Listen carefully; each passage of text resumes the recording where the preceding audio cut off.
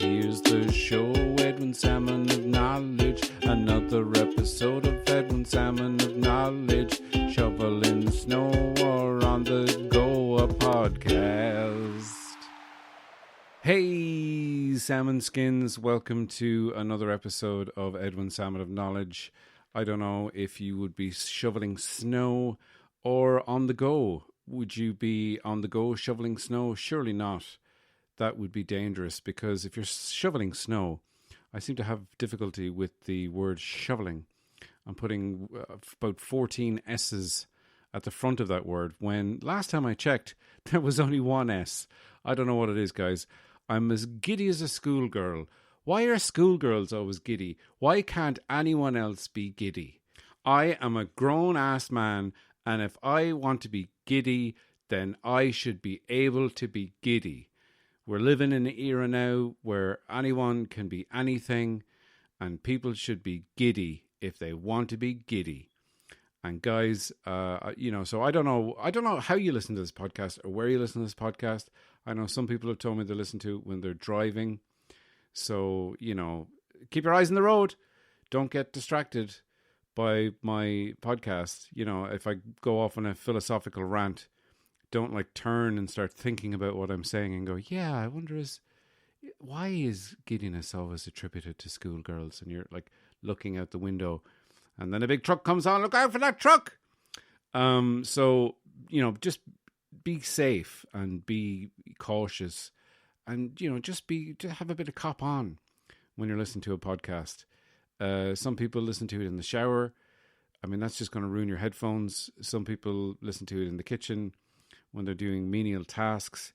To be honest, I don't care if I'm just on in the background, or if you're listening intently, or if you have headphones and it's up real high so you can hear all the saliva noises that I make in between.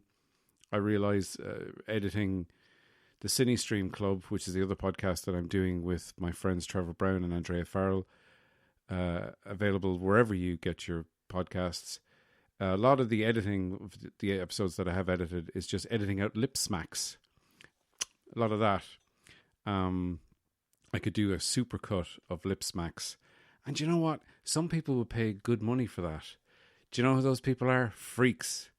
No, this is an age where everyone can do whatever they like and everyone else is fine with it. Right? Wrong. And I'll tell you why. Here we go. Hot take. It's time for Ed's hot take. It's so hot, it's burning my hands. Oh, no, get it out. That's a take that I don't like, but I'll say it anyway. So my hot take is, I was getting coffee the other day in my local coffee place, which, because of the pandemic and social distancing, is in a Tesco car park, and it's called Coffee and Cream. Now, they sell coffee there. They sell biscuits, pastries, and then they sell ice creams. They sell crepes, and they sell just regular ice creams. They sell double coners, single coners. They sell them in boxes. They sell them at waffles. They've got a waffle machine. They've got a lot of things. They've maybe got too many things. I counted their menu, and they've got 16 different combinations of ice cream that you can get. And and they also do slushies. That's too much. I just order the same thing. I get a mocha. The guy who works there is very nice, and he gives me extra stamps on my loyalty card.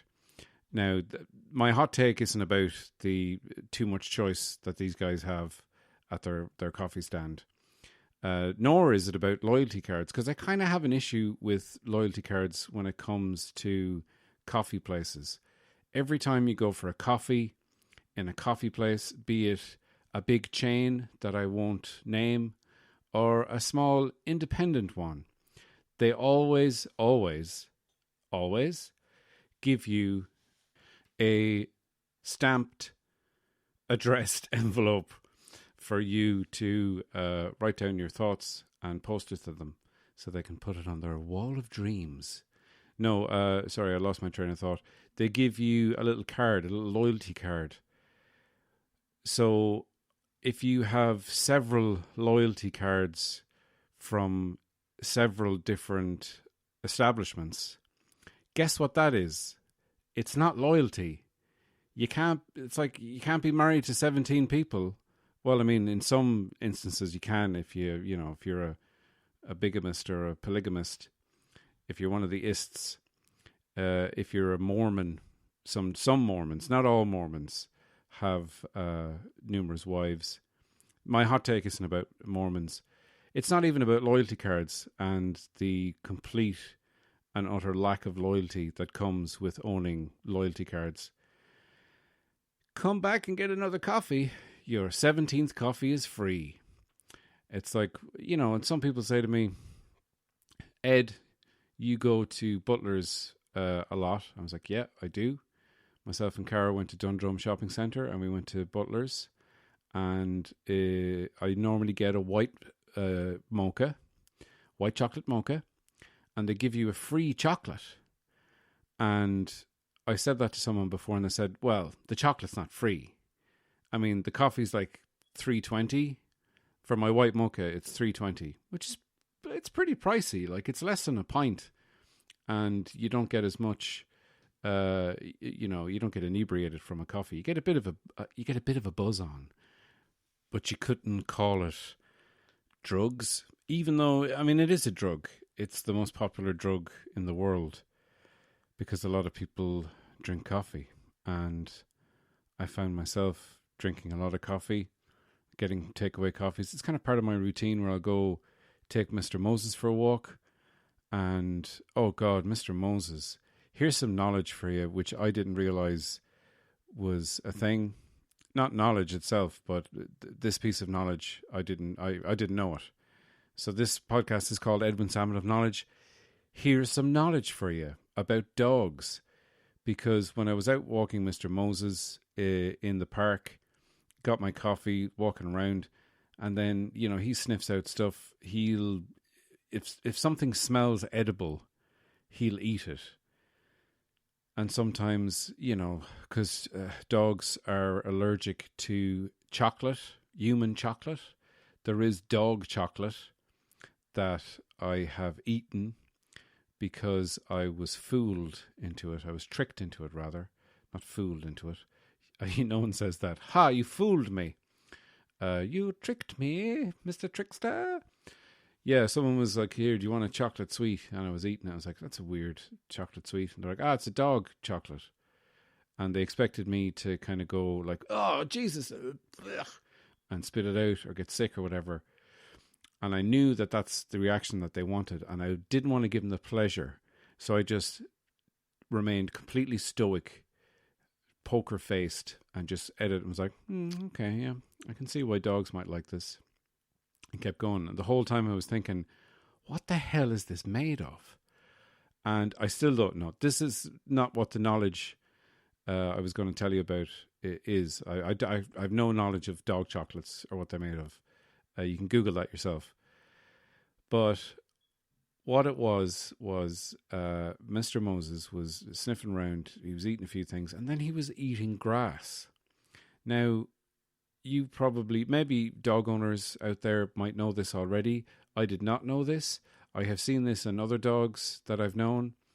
To all the dogs I've known before, who've eaten grass in front of my door. They have a doggy door. They go in out of the door. They eat some more grass, some more. And all the times the dog ate grass. And I was like, all right, that's just a thing that dumb dogs do. Not calling Mr. Moses dog. He's a dog. I'm not calling him dumb. Mr. Moses dog. That's not his full name. He's not Mr. Dog, first name Moses. He's Moses Murphy. And he's not dumb. He's very smart. He's a Labrador. And Labradors are seeing eyes for the blind, which is, really amazing when you think about it, that they actually do that. Now, not all of them do. They say that the blonde Labradors are the best at being seeing eye dogs for the blind, and they say that they have more fun. Way more fun than the chocolate or the black Labradors. But I beg to differ. But here's the reason why dogs eat grass. I thought it was just some dogs sometimes think that they're cows and that they have four stomachs with which to digest grass and pass it on to the varying stomachs, like a doobie at a 1960s love-in man. But no, dogs eat grass when they want to get sick. So the dog's eating something that hasn't agreed with him and he wants to get it up. It's basically the dog equivalent of putting your fingers down your throat. But dogs, of course, can't get their paw down their throat. They don't have fingers.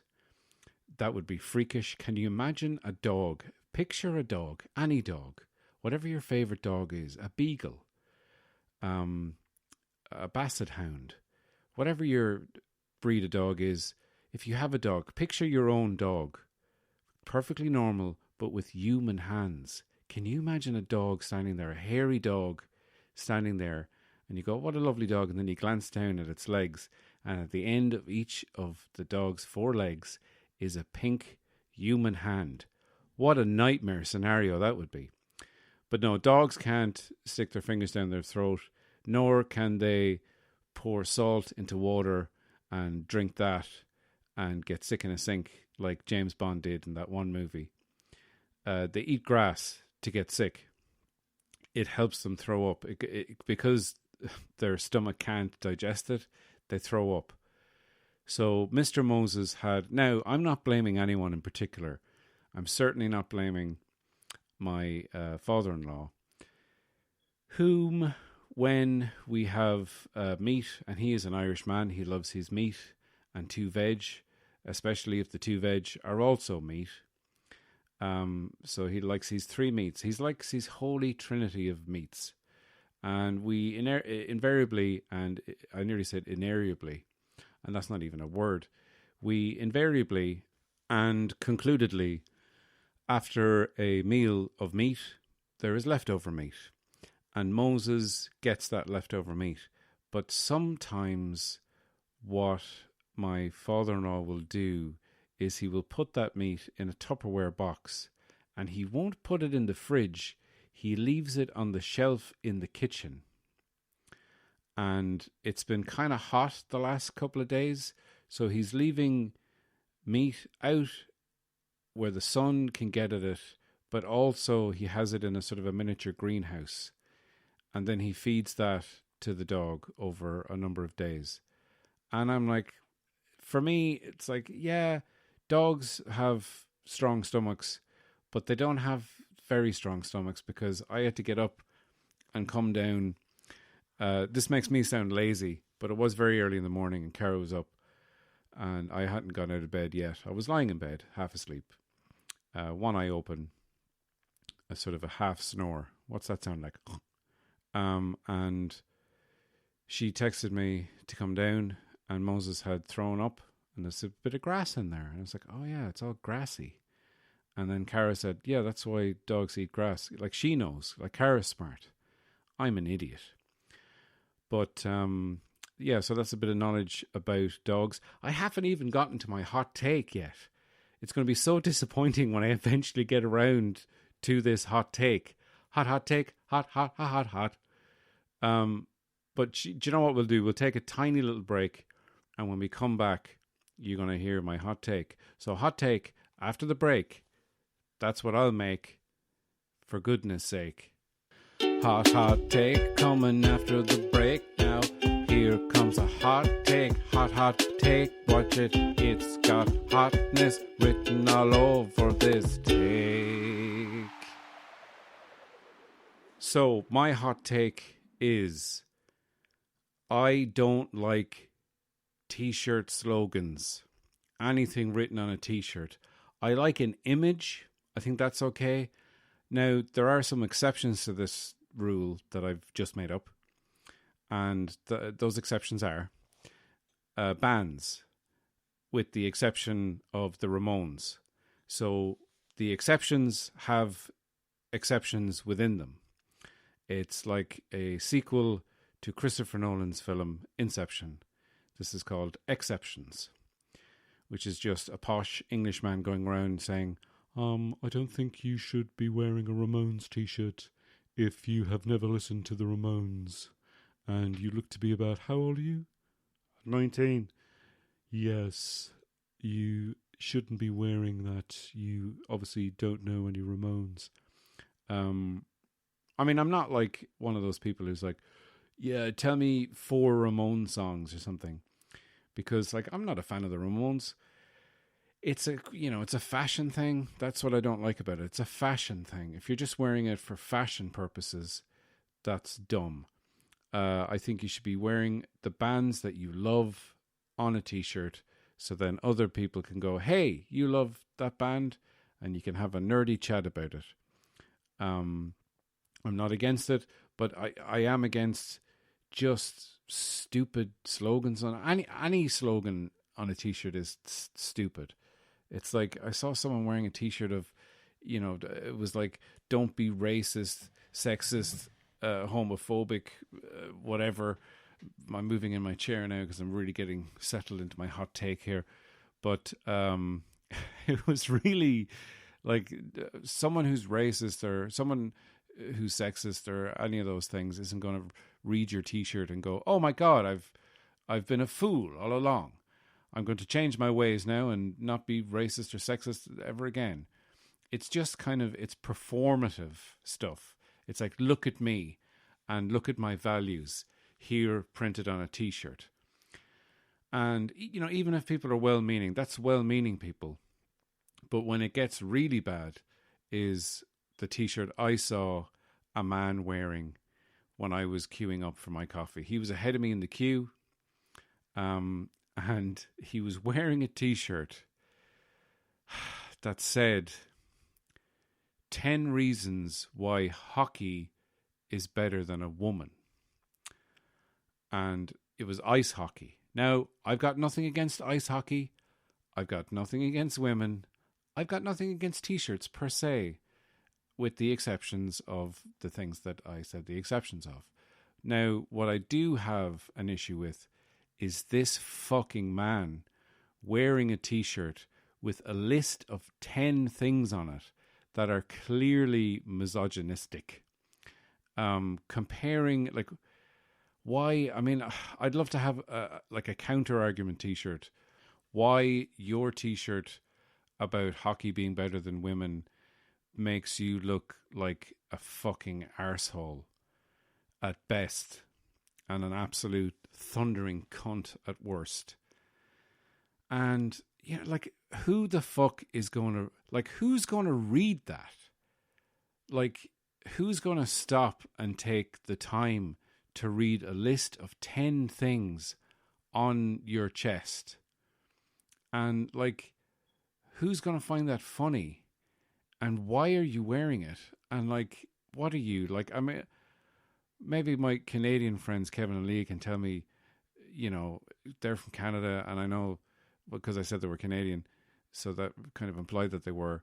But I know that's a big sport in Canada, but I don't think a Canadian person would wear something like that. Now, this guy was Irish, and I could tell by the whiteness of his legs that were, out and about for the first time since the sun came out. A lot of half ghosts walking around, people who just, they look like they're ghosts from the waist down. Just to clarify what I meant by half ghosts. Anyway, that's my hot take. I hope you enjoyed my hot take. And now, because this is one of the world's most popular improv podcasts, and you can't tell me any different, I'd like to thank the Irish people for making this the third most popular improv podcast in the world of Ireland. And it's also popular in other countries as well. So, guys, I'm going to try and do... I'm not going to try, because trying implies failure. Right, Yoda? Try you must, but fail you must not. Okay, thanks, Yoda. So here is a little improv thing where I'm going to do my best. That seems like you are setting yourself up to fail. Why? Because I didn't sound confident? Confidence you lack. You lack confidence. Thank you for saying that in your weird fucked up way and also properly. But I got the gist of it the first time round. You little green fuck. I'm sorry, Yoda. Apology accepted it is. Okay, thanks, buddy. Right, are we going to do this? It's your podcast, Ed. Okay, the impression is getting a bit weird now and not as good as it was before. All right, hit it, me. Ooh, baby, can't you see that I want to electro dance with you? Put your fingers in the sockets, lick them first, then you'll be feeling the beat, and then we'll go to A and E. So, guys, that is nearly the show. Well, no, it's not really the show. It's the end of my hot takes and my improvised rapping, a very short one there, about the dangers of dancing and electricity and combining those two things. Not combining, combining. So, very exciting news coming up in the next episode. If you want to hear that exciting news before anyone else, you can sign up to my Patreon, where I have an extra episode every Sunday. I have extra stuff there. What stuff have I got? I've got chapters of my book that I've been writing and putting up, bloopers, extra songs. I recently discovered a whole show that I did with a couple of friends way back when, that I will be putting up on the Patreon live from the International Comedy Club in Dublin. So international but local. Your local international comedy club. So what I'm going to do now, because when I was going through the archives, my archives, which are not vast, but whatever the opposite of vast is, shallow. My shallow archives, I discovered a set that I did from 2018, a headline set I did in the Comedy Crunch, which is a comedy club that I love, that back in normal times, and those times will come again, it was every Sunday, Monday, Tuesday, and I love playing there. A small little basement room, the Stag's Head pub, lovely Guinness as well, Mr. Guinness. So I just said I'd throw this up. I edited it a little bit, and there is a bit. It's rough. I'm trying out ideas. Some of them are kind of half-formed. I kind of sound a little bit nervous and manic at times. Some of these jokes might never see the light of day again. I'm trying to write new material now because it seems that things are starting to happen again. So maybe September I could be doing a gig or two in Dublin. So if you live in Dublin, watch this space. Not this space. The space that just went. You just missed it. Oh, the space is gone. But check out my social medias. You can follow me on Twitter. I'm on Instagram. If you want to become a patron and get all that good, juicy stuff, exclusive that no one else gets, then just go to Edwin Salmon of Knowledge on Patreon and do the clicks and all that stuff. If you want to give me a review, that will cost you nothing but time. And if you've enjoyed this, please recommend it to whoever you wish to recommend it to. And thanks for listening. So I'm going to leave you now and say goodbye. And here is my set from the Comedy Crunch. Enjoy, guys, and I will talk to you soon. Hello, bienvenue, welcome in. Howdy, y'all. I don't know Irish. Hello, everybody. Just some basic baby. Baby, hello. My name's Edwin Salmon. That's my real name, my actual real name. Because some people have asked me, is that a stage name that you came up with for comedic purposes? And I always respond to that question with, what the fuck are you talking about? Who sits down with a blank piece of paper and their marketing team and goes, right, I need a comedy name. I need something. I don't know, what do people find funny? Fish? Yeah, fish. Fish are funny, and Protestants. I need to combine. I need some sort of. When people say my name, I want them to go, "Ooh, what's he? Some sort of hilarious Protestant fish man." Come on, Leonard. He's probably got great jokes about transubstantiation and wearing condoms. Wherever we like. Wherever we like. Yeah, wherever we like. No. So I went with Edwin Salmon. For a while, it was going to be Trevor Trout. But, Edwin Salmon's good enough, I suppose. Weird name. So here's my transubstantiation material. Do you ever notice, right? When they're having a mass and they've got little bits of unleavened bread and they say that's the actual body and the wine is the actual blood of the actual Christ. Oh, that's mad. Genuinely mad. I mean, I don't know what you think about God. Who knows? Certainly not me. Or Jesus. I don't know. To me, Jesus is like a fictional character in a book. He's like Ebenezer Scrooge, but sound. And he was the Son of God, and he was pretty cool, and he did have good advice to live by, and he was pretty chilled out and relaxed. I mean, he was so chilled out. He said he was the Son of God. And they crucified him on a cross, and he died, and he came back to life, and he was fairly all right about it. You know, if that was me, I would have been like, fuck this, come on lads, get the BMX bikes, we're going into town, and we're rolling down to BMX, like slit my throat and stab myself in knives, going, you can't fucking kill me, I'm Jesus! Coming in, come on, you got any DVD Blu-rays? No, he was like, they killed him, he died for 3 days, he came back to life, and all the apostles lost their shit, and they're all going, holy fuck. Literally, holy fuck! You said that you were the Son of God. They said, no, they killed you. You come back to life. This is obvious proof. Let's go into town, and this will be proof. And Jesus is just going, nah. I think I'll head home. I just think I'll head home. But we just 5 minutes. But heaven's great crack. I'm on the list. I'll be back in 5 minutes. And then, he's still not back. He obviously took some really good MDMA. Because, you lose all track of time. Right, kids? Hey, Molly, huh? I'm down with the lingo. I like the drugs. Hey, who likes drugs? Someone's an alcoholic, but not a politician. I didn't realize that was a job. Some just turned up pissed for the interview. And where do you see yourself in 5 years' time? Pish. Are you drunk at the interview? Yeah. What of it? I like your arrogance. You've got the job. Someone whose voice is breaking. I come from, because there's a lot of farm people here, I better explain where I come from, where this accent comes from.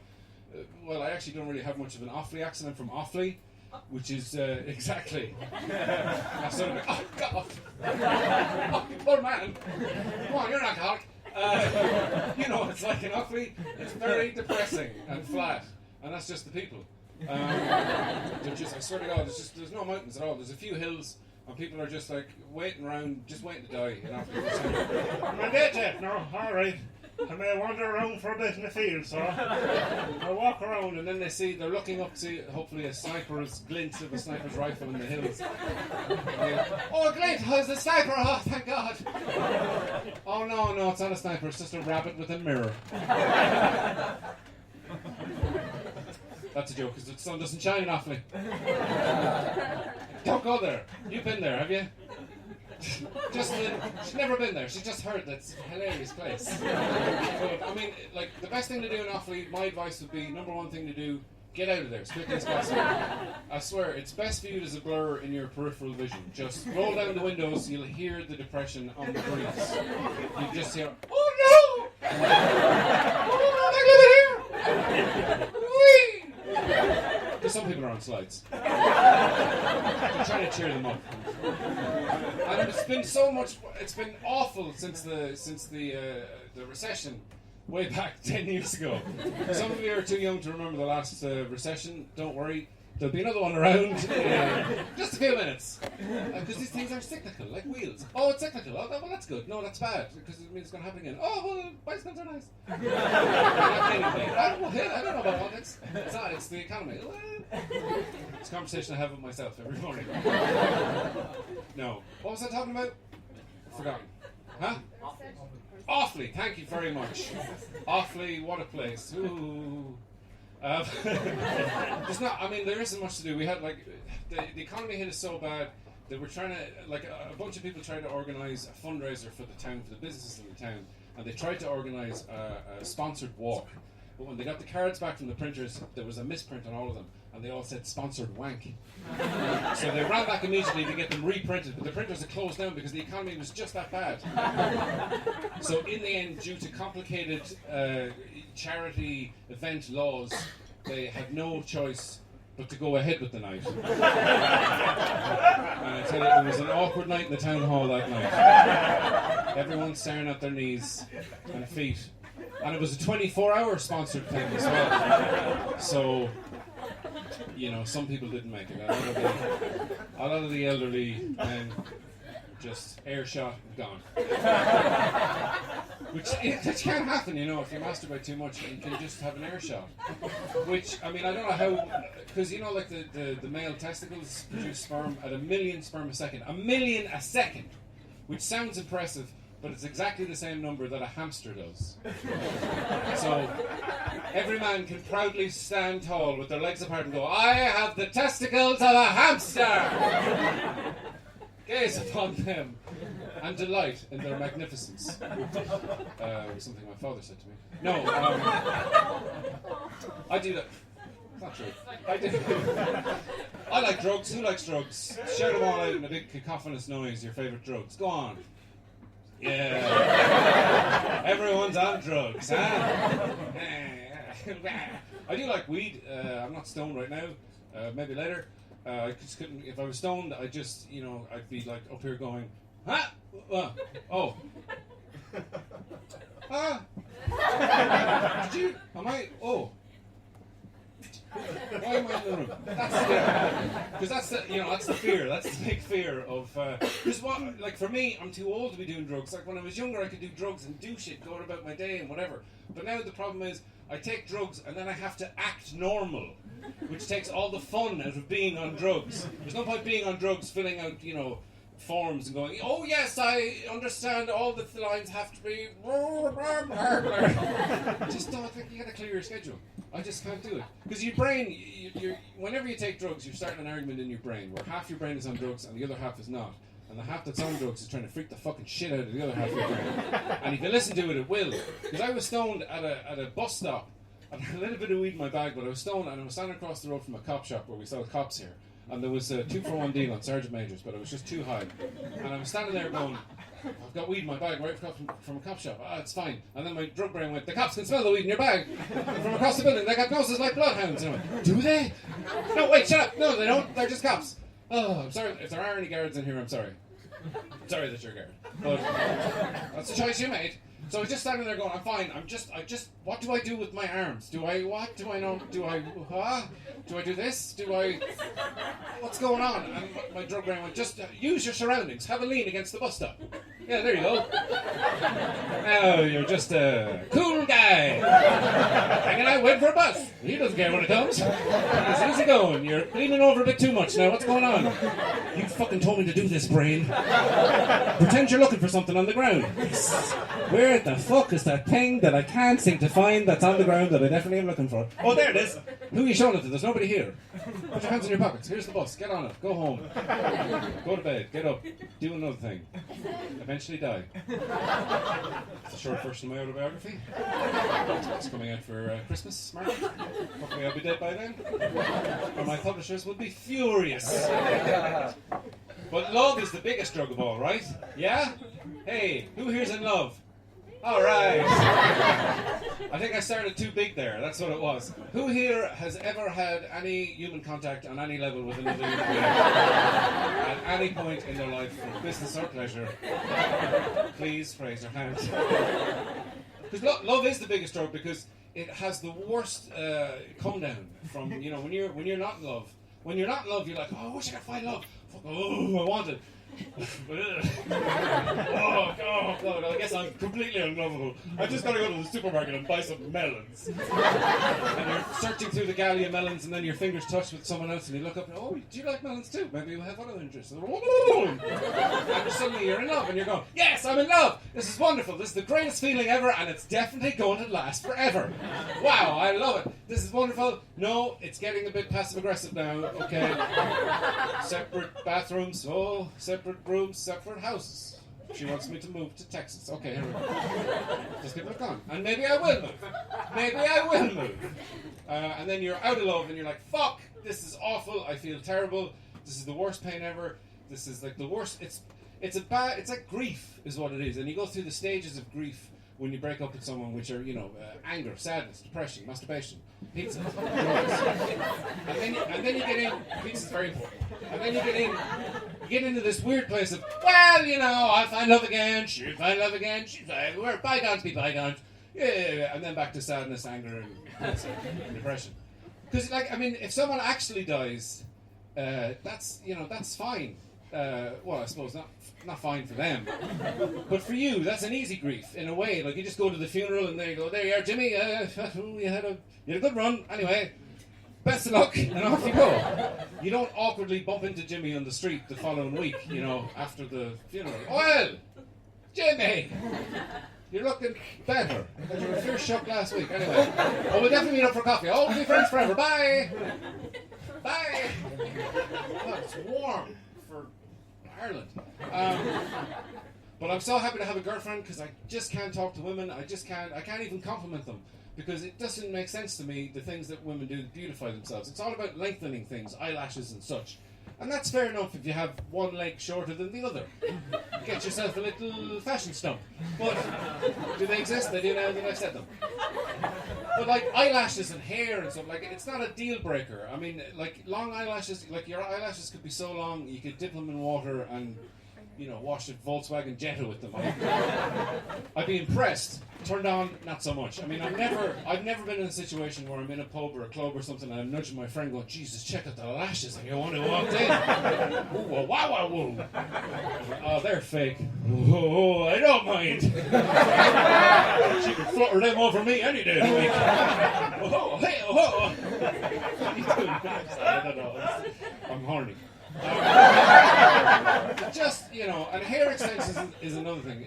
Gluing fake hair or sticking fake hair to your own hair to make it longer, not a deal breaker. I've never been in a situation where I'm going, I'm telling that girl over there, man, she's fucking lovely, she's funny, she's sexy, there's real chemistry there. I mean, I think this could be the one.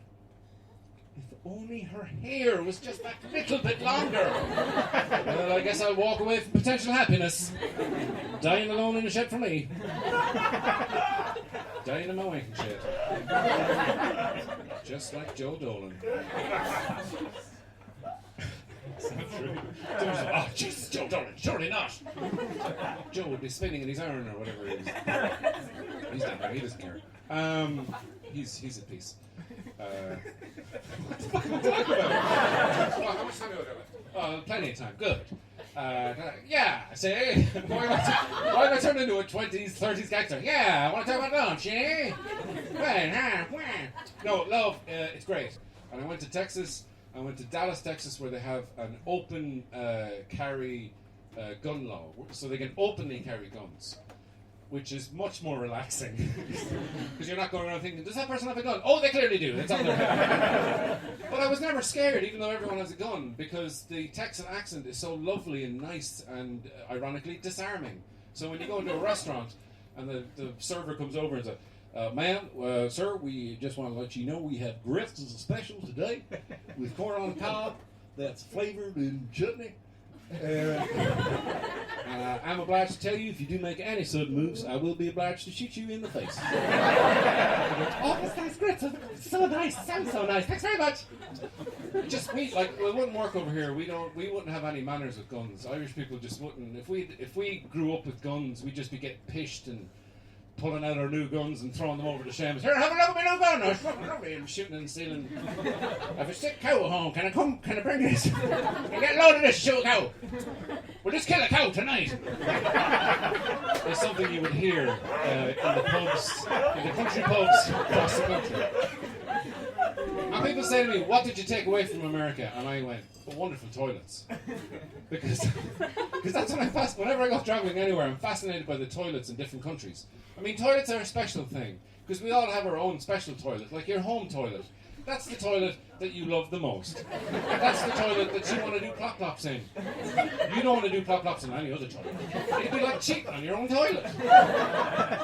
And sometimes it's difficult when you have like arse memory, which is a thing that everyone has, where your toilet and your arse have a psychic connection, where your arse will know when your toilet is near, when that special toilet. And like I was traveling home one night and I needed to go for a shit, pretty much.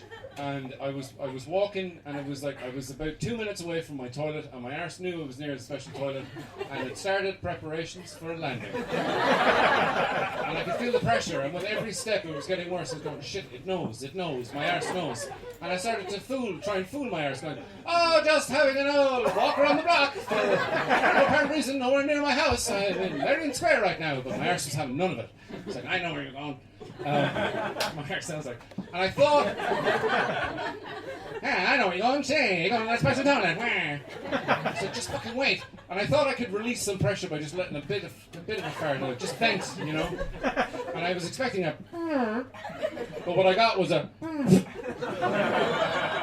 was like, that went very wet. So I ran from the knees down to my toilet and was like, finally, plop-plops in my toilet. And luckily my underwear saved me, much like a safety net and a trapeze artist. What a disgusting image. So when I went to America, like I was in Germany, and with Germany people here, Germany people. You have the Germany people? Yeah. You've taken a shit in your own country, right? Good. I asked a German man who was sitting right there one night. I said, "You've taken a shit in your own country?" And he went, "No, we go to Austria to do that." I was like, fair play, huh? And they say the Germans don't have a sense of humour. Just every German hanging their arse over the border. Going, that is for Hitler! It's just too soon.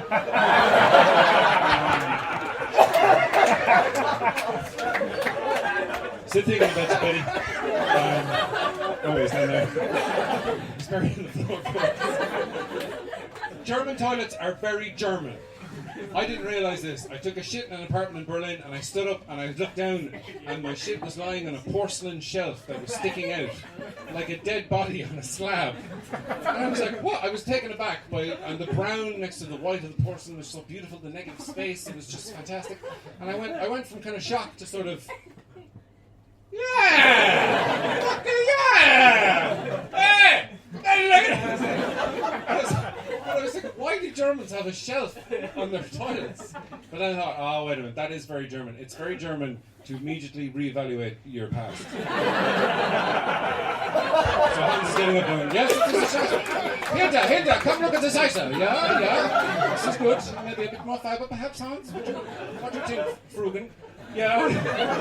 What is my name? Frugen. Yeah, that's what I thought you said. I thought there's a little gentleman German name. Yeah, Frugen. So we all agree that the Scheiße was here. The Scheiße was here. It definitely exists. Yeah, we're not denying the existence of the Scheiße. But let's flush it away and never ever speak of it again. Ever. And it did. Whereas Irish toilets are very Irish. They're like guilty toilets, I call them, because they're not that powerful. They sort of, Irish toilets try to get rid of your pop-pops like this. And with a lot of Irish toilets, like, you flush and then you do the sort of hang around. You're waiting for the second flush. And you hope nobody comes up. So you have to actually go in and sit down and wait for the second flush and then flush it. It's just awful because it gets rid of it, but not all of it, and there's a little bit that just festers and stays there, and you know it's there, and you think about cleaning it, and then you finally break, and you go, "Mammy!" And your mother comes in with the marigolds. "Oh, don't worry, I'll clean it. It is Mother's Day, but fuck it. Just don't tell your father. I love you, son."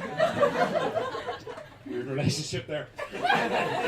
Whereas American toilets are very American, because when I first did a plop laps in an American toilet, hey, it sounded like that because I was eating glass. Not a smooth ride.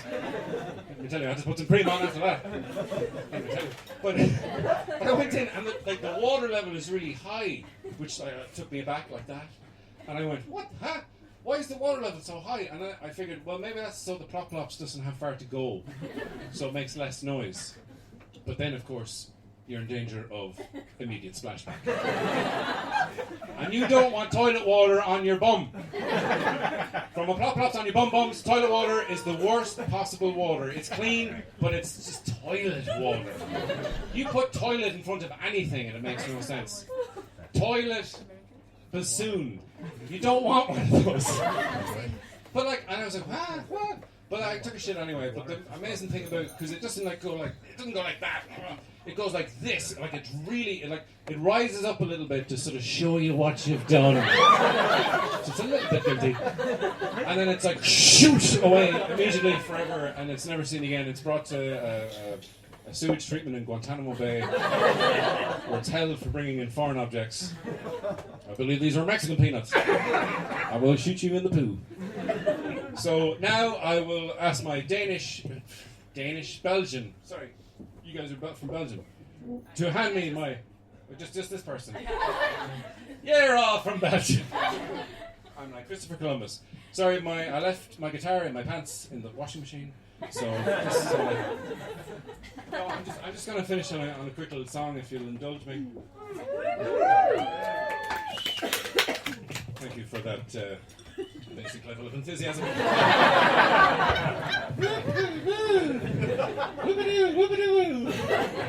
Because guys, my singer-songwriter voice, guys, because there's a lot of problems going on in the world right now. And it's only going to be solved by people like this, or wearing a jumper, or hashtagging the right hashtag. Hashtag not asleep. But it is kind of tough, and I decided to write an inspirational song to try to get people through these tough times and end my set on a song. So I think I'll have achieved this by the end of the song. So this song is called The Inspirational Song. It does exactly what it says on the song lid. So here we go. Life can be tough sometimes. Sometimes you're fine, sometimes you're not fine. Sometimes you say you're fine when you're not fine. Sometimes you're just not fine. When you say that you're fine, but you're not fine, how am I supposed to know that you're really not fine? Oh, emotional landmine. I need a bit of inspiration, an inspirational song. Inspirational song. When things are going wrong, you think I'm gonna be right again. It's like climbing a mountain. Mm-hmm. Well, it can be quite daunting. When you're climbing a mountain, yeah. And especially if you've never climbed a mountain before. And you put all your research and all your meticulous research into drilling into the Earth's core. But now your financial backer wants you to climb a mountain instead, and you have no basic mountaineering experience. Well, fear can desert you. Yeah. You don't even have a shepherd. You say goodbye to your wife, Dervla, because it's the only woman's name that rhymes with shepherd. Inspirational song. Inspirational song. When things are going wrong. Breakdown. We're all different. Yeah. But we're all the same. Ah. And that's a statement. I know. Yeah. It needs to be explained. It's like Christopher Walken and Professor Stephen Hawking. Both have unique ways of talking. So they're kind of the same, yet incredibly different. Inspirational song. Ladies and gentlemen, please welcome to the stage to sing a verse of inspiration song, the Nobel Prize winner for literature, Mr. Bob Dylan. And yeah, Bob, when it's fans and many for times, you read between the lines. When a man comes at you with many names, when you don't know how to survive at times. When you fan who's fan, who's count on time. When a friend says will, and you say why, when you always have the fears of high. When inspiration, think about inspiration song. Inspirational song. Come on, you know the words. When things are going wrong. One more time. Inspirational song. Inspirational song. When things are going wrong. You think they're never gonna be right again when you need an inspirational song.